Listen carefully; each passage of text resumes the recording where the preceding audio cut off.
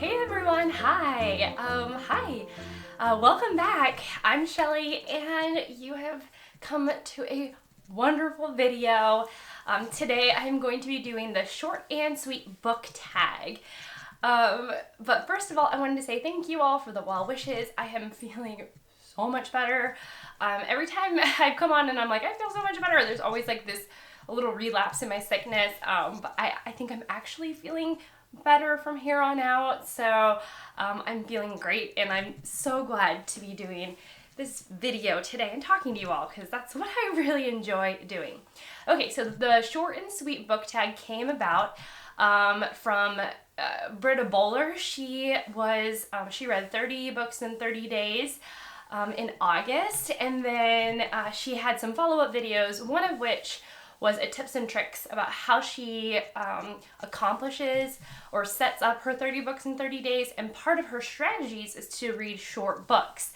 Steve Donahue, our beloved Steve Donahue, he watched Britta's video and he, of course, decided to weaponize her video, his words, not mine, and so he came up with the short and sweet book tag based off of her video. Called Short and Sweet Books. And so the rules are the book must be individually published, so it can't be an essay in the middle of a book of essays. It has to be individually published, under 200 pages, and I think that was it. Those were the rules. So I have a stack here for you, and I'm really excited to get into it. So I actually had an extra challenge for myself. I was like, I'm gonna choose books that I haven't read recently. One second. So as I was saying, I was challenging myself to only talk about books that I haven't talked about recently, because we all know that Lysistrata by Aristophanes was fantastic, and it comes in under 200 pages, but I've already talked about that a bunch, and y'all should read it if you would like. Okay, so let's talk about my short and sweet book recommendations. Okay, the first one I want to talk about is Steering the Craft by Ursula K. Le Guin. This is her book about writing and about her techniques on writing. I read this some years ago and I really enjoyed it back then, but it's definitely due for a reread, and it comes in at, 173 pages. So yeah, just a good guide to writers and writing by the Ursula K. Le Guin. All right, which is actually the only book that I've read by her. I've never read any of her fiction, but I'm sure I will soon, because she is on my 1001 children's books that you must read before you grow up list. All right, my second one, it's Neil Gaiman's Coraline. I read this some years ago. Halloween is, can we say that Halloween's coming up if it's 6 weeks away? 7 weeks away? I really enjoyed this. It is a spooky short story about a little girl who doesn't really love her life and ends up going through a magical passageway to an alternate dimension almost, or like an upside down world, and there she is caught up in a really spooky situation. What a fantastic summary that was. Coraline, the movie, is also really wonderful. I found out after watching the movie for like the 100th time that the whole movie was done in stop motion animation, and that blew my mind basically, because all throughout the movie Coraline's hair does a lot of movement, which means that they had to stop and move her hair for every single frame, which was incredibly impressive. But the story is also really great and really just a fantastic one. I really enjoy it. Highly recommend, especially if you've never read Neil Gaiman before. He has little short books like this that are spooky and a really great entryway into his writing. Okay, the next book is Because of Winn-Dixie by Kate DiCamillo. I was going to pick my favorite book by her. I've read a number of her books. She's one of my favorite children's books authors. And she wrote The Miraculous Adventure of Edward Tulane, which is my favorite book by her, but that comes in right at 200 pages. And this comes in at, let me see, 182 pages. So at 182 pages, this book is about a dog who brings a community together.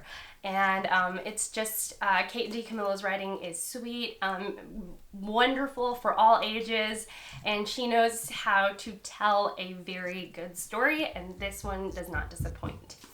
Oh, I'll tell you how long Coraline is. Coraline is 162 pages. Okay, moving on. This is a random one, but oh my goodness, it's so practical and useful. And that is Bread Baking for Beginners. And this is by Bonnie O'Hara. It comes in at 156 pages. And before I picked up this book, me and bread making were enemies. I could not make a loaf of bread for my life. I had tried and I was no good at it. But I got her book, and though I would have to say that her recipes are fairly repetitive, she has kind of a basic formula for all of her recipes, which, you know, for a recipe book isn't super helpful, but her technique is fantastic. She knows how to teach the technique of bread baking to very, very well. And I have made many, many loaves of bread using her techniques, and I really switched the way that I approached bread and the way that I make bread. And now I do make bread a couple of times a month usually, and I'm always reaching for her book for one of her recipes, but mostly for her techniques, which is great. All right, made sure my camera was working.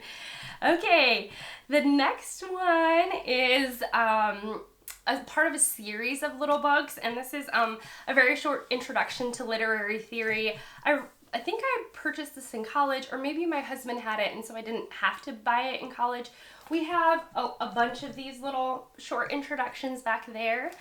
And this one is by Jonathan Culler. They're done by different authors every time, but this is great for someone who wants to brush up on terminology. So sometimes when I am all in and amongst myself wondering if I'm describing something correctly, I will bust out this book and I will remind myself of some of the terms that are used that are more academic, so that I am referencing the right term used, or the right technique used in a book or in a story.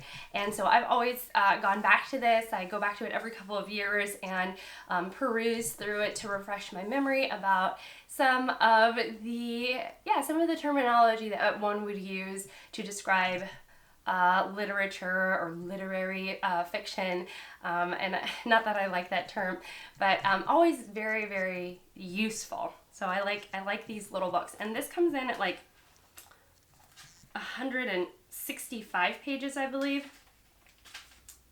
Yeah, 165 pages. So again, a really useful little book. And they have ones on modernism and art theory and all just useful little guides. Okay, the next one is, I'm going to butcher this illustrator's name, but it's The Other Side by Istvan Banyai. This is a picture book, but just like any great book, it's good for all ages, whether you are the target audience for this book or not. And actually, I'm not even really sure children are the target audience for this book. It's a cleverly done book without words. And what happens is that there is a image, and then there's like the flipped version, or like the inverse, but with a twist. It's almost like entering the upside down from Stranger Things. So let me try a good one for this. So for example, on this page, there is somebody that's looking at a postcard of a holiday, and then on the reverse or the other side of the page, it's the little girl that's in the postcard looking out into the ocean. And then there's like the little boy looking at the rocket ship, and then on the next page, it's the rocket landing somewhere else. So it's kind of like the other side of the action. So an action happens, and then the next page is the action being received in some way. And there's always little twists, and the whole book goes like that. I think it's a very cleverly done book, very well illustrated, and definitely a joy to peruse through if you ever get your hands on it, or if you ever see it in a bookstore or in a library. Okay, my last two books I actually do not own. The first one is a very short memoir. It comes in at under 100 pages, and it's Ta-Nehisi Coates' Between the World and Me. Ta-Nehisi Coates, I read this book twice last year because I enjoyed it so much. And Between the World and Me is made up of 3 literary essays written from Ta-Nehisi Coates to his son about what it is like, or about his experience as a black man living in America. And Coates is extremely thoughtful. He's extremely thought-provoking. And like any great literary essays, he's not there to give you answers. He's just there to help you think about these ideas in a more complex and well-rounded way.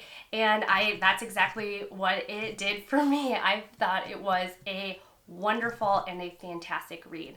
The last one that I want to talk about, which I have to pull up because I don't know how to say. Okay, so it is The Little Prince by Antoine de Saint-Exupéry.